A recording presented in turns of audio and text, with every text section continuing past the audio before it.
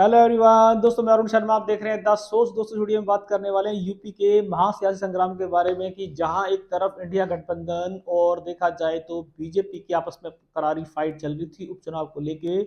इसी बीचों बीच देखा जाए तो मायावती का संन्यास खत्म हो गया और 14 साल के बाद उपचुनाव में वापसी कर रही हैं और उन्होंने इंडिया गठबंधन के लिए रोड़ा बनने वाली है। दोस्तों, अगर आप चैनल पहली बार है जुड़ सकते हैं सारी वीडियो। दोस्तों, बात करते हैं मायावती के बारे में कि मायावती इस बार बीचों बीच उपचुनाव में छलांग लगा दी है। जहां कोरी फाइट देखी जाए तो इंडिया गठबंधन की और योगी सरकार की होने वाली थी।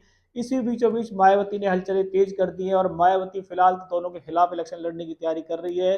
अब इससे इंडिया गठबंधन के लिए सबसे बड़ा नुकसान है, क्योंकि मायावती को अब तक बीजेपी की बी टीम बताया जा रहा है। कितना सच है कितना झूठ है, पर मायावती किसको समर्थन करेगी कुछ नहीं कहा जा सकता।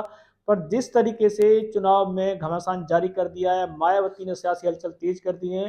कितनी सीटें आएंगी वो तो नहीं कहा जा सकता, पर 10 सीटों में जो घमासान मचेगा, इससे इंडिया गठबंधन के लिए मुश्किलें खड़ी होंगी, क्योंकि दोनों के वोटर लगभग सेम हो जाते हैं। बीजेपी की विचारधारा अलग हो जाती है और देखा जाए तो इस बार अखिलेश ने भी दलित कार्ड, वोटर कार्ड, बहुत सारे कार्ड लगाए थे। कांग्रेस का भी समीकरण ऐसा ही था। इसी के बीच मायावती के समीकरण भी इसी दलित कार्ड को लेकर चलना है। अब देखते हैं कि इस बार अखिलेश और राहुल की जोड़ी के बीचों बीच बीजेपी को खड़ा करने के लिए या बीजेपी से बीच में फाइट करने के लिए मायावती का जो रुझान बना है, ये किसके लिए नुकसानदायक है। पर सूत्र बताते हैं कि इस बार इंडिया गठबंधन की अच्छी बढ़त हो सकती थी, पर मायावती के बीच में आने से बीच का रास्ता कट जाएगा। अगर वो सीटें ले जाती हैं और वो सीटों से उनका किसका फायदा होगा कुछ नहीं कहा जा सकता। फिलहाल मायावती ने अपनी हुंकार भरी है और वो मोदी को जी और बीजेपी सरकार को भी बहुत सारी चीजों को लेके घेर रही है। उधर अखिलेश यादव हो, राहुल गांधी हो, उनको भी संविधान की कॉपी को लेके वो बहुत चिढ़ रही है। उन्होंने बहुत बातें सुनाई है कि ये क्या संविधान के लिए गाते रहते हैं। जया बच्चन को लेकर भी उन्होंने नाराजगी जाहिर की थी कि मुद्दे की बात करती नहीं है, फालतू बातें करती हैं, ऐसा उन्होंने बहुत सारी टिप्पणियां की थी। पर देखा जाए तो मायावती के हाथ से इस बार किसका भला होगा और किसका बुरा होगा कुछ नहीं कहा जा सकता। पर मायावती ने उपचुनाव में छलांग लगा दी है। 10 सीटों पे उन्होंने उम्मीदवार खड़े करने की तैयारी है और वो उम्मीदवार इस बार किसको भारी पड़ेंगे। क्या अखिलेश की सारी सियासी पैंतरे धरे रह जाएंगे? क्या बीजेपी इन आपस में इंडिया पार्टी और मायावती से अपना अपना अलग मोर्चा बना जाएगी?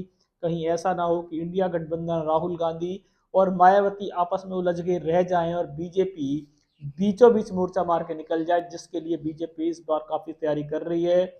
ये उपचुनाव इस बार बीजेपी के लिए जीतना बड़ा जरूरी है, क्योंकि उसमें योगी की साख पे दाव लगी हुई है और केशव प्रसाद मौर्य हो, उप डिप्टी सीएम हो, वो शायद उनके जीतने के लिए मुश्किल पैदा कर देंगे, क्योंकि योगी को इस बार पीछे से समर्थन नहीं मिल रहा है। बीजेपी ने पर इस बार अभी भी इस बार योगी पे भरोसा जताया है। अब देखते हैं कि योगी जी भरोसे पे उतरेंगे या केशव प्रसाद मौर्य भरोसा तोड़ेंगे। अखिलेश यादव मोर्चा मारेंगे, उनके कार्ड बराबर काम करेंगे, या यूपी में बीचों बीच जो मायावती जी घुसी हैं, ये मायावती किस ओर करवट बदलेंगी, उनका हाथी किसका साथ देगा और किसका विकास करेगा, ये एक संशय बना हुआ है। और यूपी का दंगल जहां दो बंदों के घमासान से चल रहा था, वहां तीसरी एंट्री मायावती ने मार दी है। मायावती लोकसभा चुनाव के बाद बीच में काफी टाइम शांत रही, उन्होंने कोई सियासी पैंतरा नहीं चला। पर उपचुनाव में मोर्चा मारने के लिए 14 साल का वनवास खत्म किया और इस बार मैदान में आ गई है। अब देखते हैं कि मायावती की क्या रणनीति है, क्या तैयारी है, क्या इस बार वो सबको चौंकाने वाली है। क्या इस बार उनके हौसले बुलंद हैं? क्या इस बार इंडिया गठबंधन को और बीजेपी को वो आंखें दिखा पाएंगी?